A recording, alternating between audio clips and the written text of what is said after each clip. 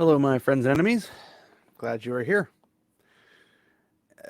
Amazon released the Wheel of Time series. What was it? A year and a half ago? Year ago? I don't know. I've forgotten because I kind of blocked it out, but it's all coming back in a blur.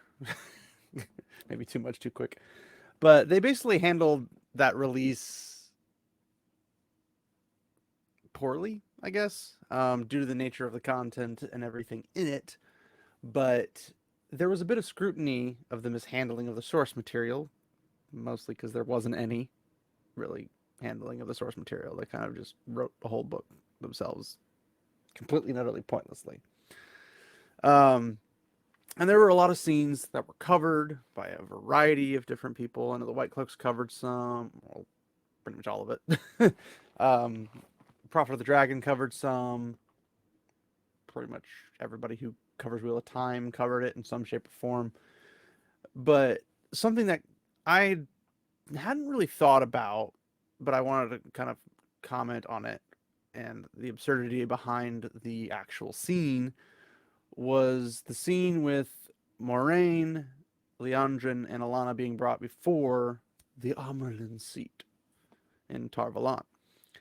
And I personally don't understand why they did the scene. And it's a bit out of character for Leandrin because she kind of throws Moraine under the bus. Like, oh, it's all Moraine's fault. It's all Moraine's fault. It's all Moraine's fault. Like, it's always Moraine's fault because of this, that, or the other. And in the books, that's not really Leandrin's character. She's more devious. She's more private. She's not very confrontational. But let me pull up this. This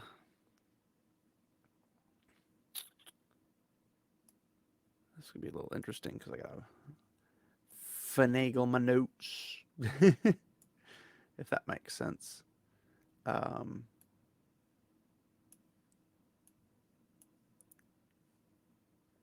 but I'm going to pull up this presentation kind of slideshow to kind of show you, hey, this wasn't done very well.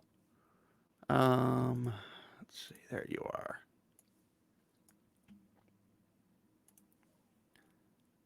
So we have this scene.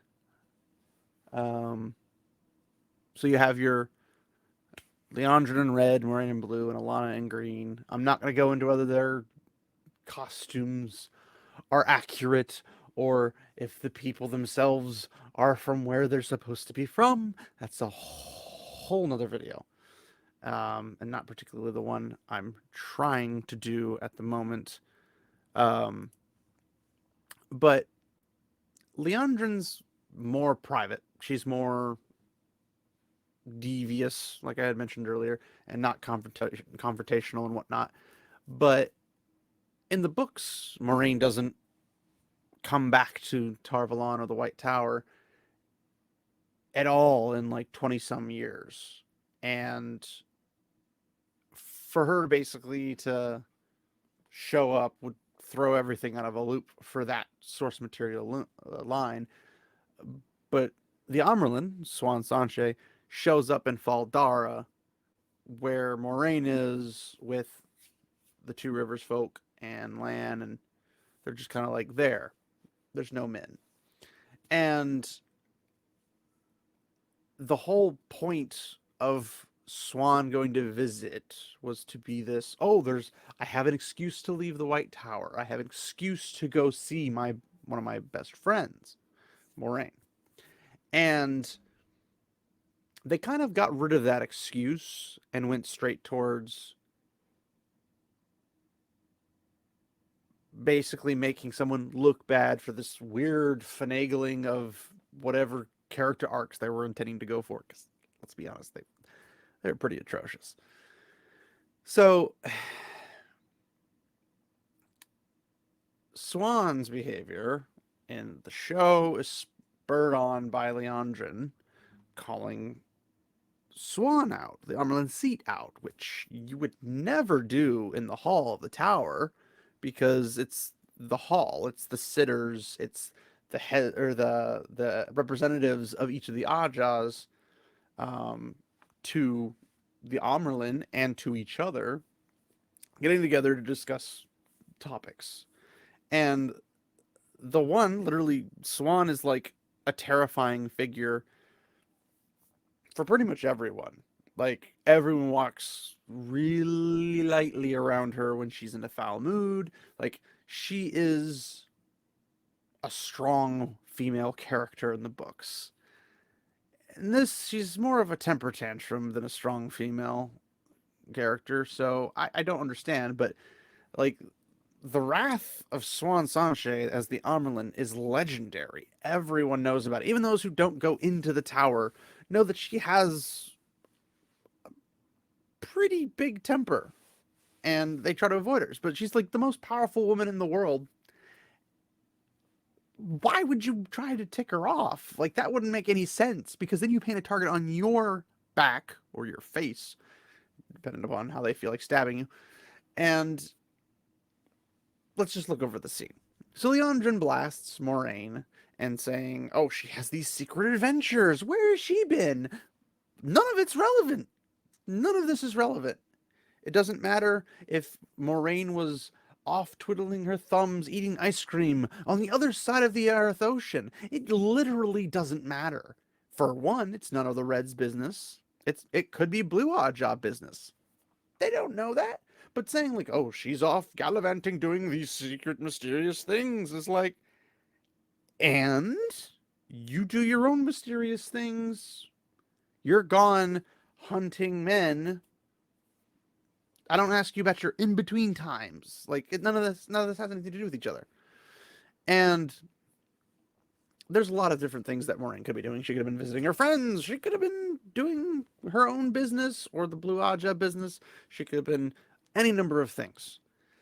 But for some reason, Leandrin's like, oh, the Amerlin seat should care about the comings and goings of every individual Aja sister. No, just the specific one. Just the specific one.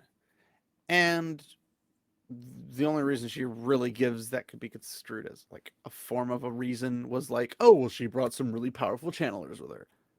That's a good thing usually, especially with the White Tower kind of collapsing as it is. So being like, hey, there's stuff we can do with more people that are more strong in the one power. We can get more recognition across the world with more powerful women. This is a good idea. She's like, oh, she's trying to hide these powerful channelers. Or like every other Aes Sedai under the sun is waiting for the right moment to release whatever plan she has into action. Like, this isn't unheard of. Why would she hide them? And again, that comes to poor writing as well, because why didn't she just plop them into the White Tower and start them off as novices or accepted or whatever? Because the TV show demanded that they go somewhere else. They go to Val Dara. In the show, they're up in Val Dara because they never came to the White Tower initially. They end up there. And then that's how they get initiated. But Moraine was like, hey, you guys go with this troop, go with the Amerlin on her boat and go back to the tower. You're gonna go there, you're gonna learn. Moraine herself doesn't even go. She's like, I'm gonna go over there. And then she goes over there. She just diddly doo dahs herself away to follow Rand. So the Amerlin seat should care about a specific sister. Why? We don't know. It's just like, oh, whoopity doo. She has powerful channelers with her. None of this makes sense with the storyline that they're writing themselves. So pointless. But Blood and Ashes. This is not how mature women who are raised to the shawl would behave. They're not petulant children squabbling and pointing the finger at each other over this and that little thing. I mean, not even the Reds, really. There might be one or two. Like, Elida is pretty petulant. She's pretty point the finger-ish. But even her, she's unlikely to act like this at this point. But Moraine, who we know as this rather wise for someone so young because she's only like 40 some years old or something like that. Like she's not super old. Um, but she of course doesn't try to masterfully deflect like she would normally do. Like in the book, she deflects so much. Like every time somebody asks her something, she just boop, boop, moves it out of the way. It's not even that big of a deal. It's barely even an issue. She just, whew, it's gone. Like it's great. It's great. It's fantastic.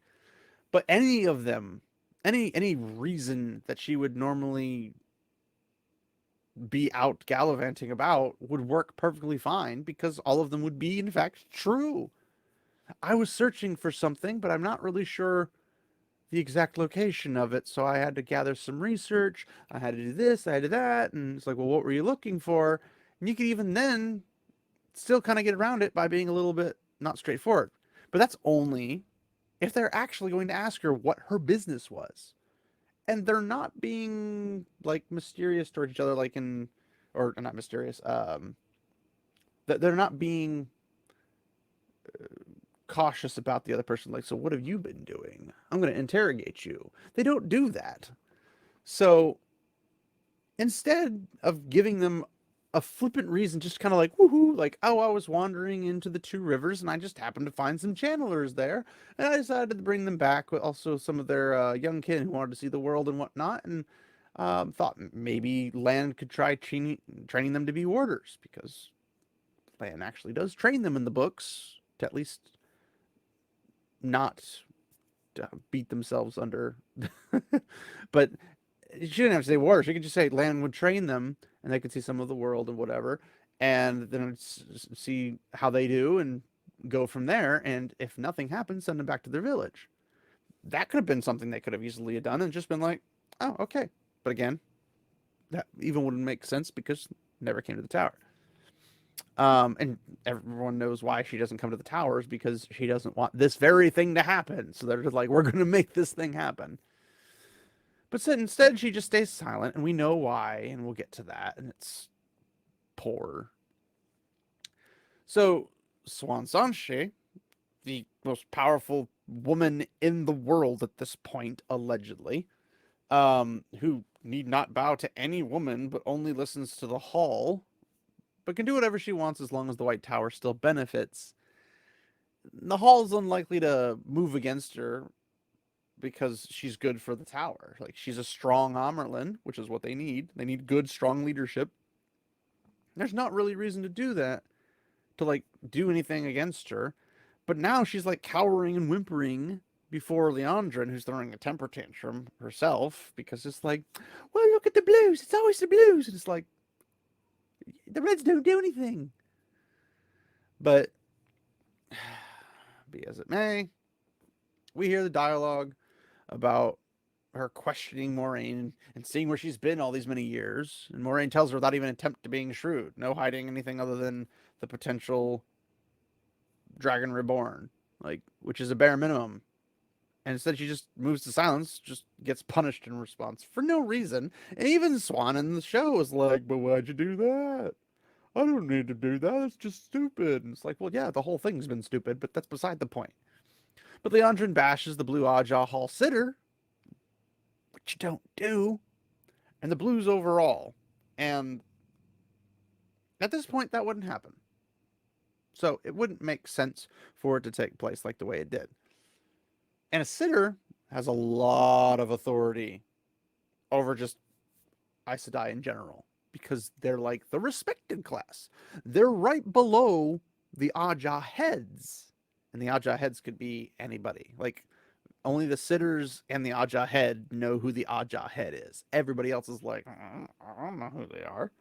So you don't just talk to a sitter that way. That would end extremely poorly for you. But because of them being respected, all of this is just to create drama. Like we don't have natural drama. We have to create drama because our storytelling and our writing is terrible. Like Blood and Bloody Ash is awful. Like, whew, it's bad. So they'll say, "Oh, this is how Moraine gets out of the tower to continue on with the boys and to continue the story," but none of this was needed for that. like, even if Moraine did come to the tower, like, she's free to leave. But let's look at this, how it should have happened. And we'll, oops, we'll go over this a little bit more. But I also want to kind of cover some of these other different images, since manually speaking, talking and doing things at the same time, not a great combination. But yeah, so here we have, you can see the yellow sitters, you can see the blue sitters, you can see a couple of the reds with Leandrin. Alana giving them looks, but whatever. We have the Amyrlin seat, and her whole story is just doesn't make sense when you look at the world building of the actual world, but whatever. Um, Supposedly very serene. I'm not seeing it. Very interesting getup, but it is what it is. So here we have the red sitters and a couple of the green sitters. Why they didn't add the third green sitter, I don't know. Reasons. And that doesn't look like a chair. That doesn't look like the Amyrlin seat. Looks like an Amyrlin, like, what are they called? Mantelpiece, but lower level. It's like she lifts up her dress and there's just a fire pit below. So Leandrin Moraine and the others that are brought before the Amyrlin seat, and Leandrin, subtly hints at potential questionable activities that Moraine had been participating in. And this makes the hall murmur and wonder, like, I wonder what she has been doing. Like, that's a thoughtful process. That's interesting. And Leandrin thinks that will, force the Amyrlin into tearing into Moraine, or show herself weak before a fellow blue, since the Amyrlin was also raised from the blue. But the Amyrlin only has to respond to Leandrin that if she were to question every sister on where they have been, where they are going, or what their plans are, that she'd have no time for the White Tower because she'd be too busy sticking her nose in everyone's business, including Leandrin's. And that should basically take care of that. But if any sitters wanted to question Moraine, the blue sitter, the blue Ajah sitter, would just say it's blue Ajah business, and that's that. Even if the blue Ajah isn't aware of Moraine's activities, which they aren't. But even if they were, or even if they weren't, they'd still be like, this is a blue Ajah matter. It's not your guys. It's not your place. Which the other sitters would have to be like, agreed, because if they don't, then their business can become other Ajah's business. And that doesn't make sense to help them. That doesn't help them in any shape or form. But this can build tension, build up some resentment for anyone who's embarrassed, which sets up future plot points while staying at least somewhat faithful to the source material. But later in the baths, we get the blue sitter talking to Moraine, and she could question Moraine, and Moraine could deflect by pointing out the blues have always been searching for causes to support and supporting them should they be worthy. Well, when pressed, Moraine can say that she found a cause worth supporting, but it's still growing and to reveal it would be to doom its success. All of which is true. Very true. Explicitly true. And this also tugs at the heartstrings of what makes blues, well, blues. Like, this is what they do. This is what they're known for. They're known for these causes and supporting them. So when all is said and done, Moraine would be, free to leave the tower again and continue her journey. And although she might be shadowed, followed, or whatever, those who are curious about her adventures, that's a totally different topic entirely. But anyone could have written a good, at least a moderately decent story out of that. But as you see, there's a lot more work to misrepresent a character and their various factions than it is just to create the true political atmosphere that viewers would be familiar with in a series like Game of Thrones, House of Cards, or something of that nature. It would also explain the way that subterfuge and political movements work in a series like this. But no, we get women in power. And you need to recognize it 10 times over. But when personally, it just seems as if Swan had less power the way she behaved. So much for strong women. Like, she's a child, or allegedly a child.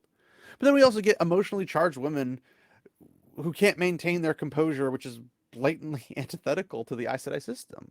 Like, you're supposed to be calm. You're supposed to be able to withstand emotionally distressing situations. But people are just boom, boom, boom, emotional firing off left and right. And it just doesn't follow. It doesn't make sense. I mean, look at the Keeper of the Seals. Like, she looks royally ticked. Kind of how I think all of us feel about the series. Anyway. So, it wouldn't work this way, and didn't work. And Amazon, Ragnar, do better. Last thing I want to cover is this scene of the hall in the tower. We get a little bit of each of the sitters from each of the places. Gotta say, in the whites, they got a little samurai get up going. Aes Sedai and women in general wear dresses, and this shouldn't be news, especially to anybody who's read the series.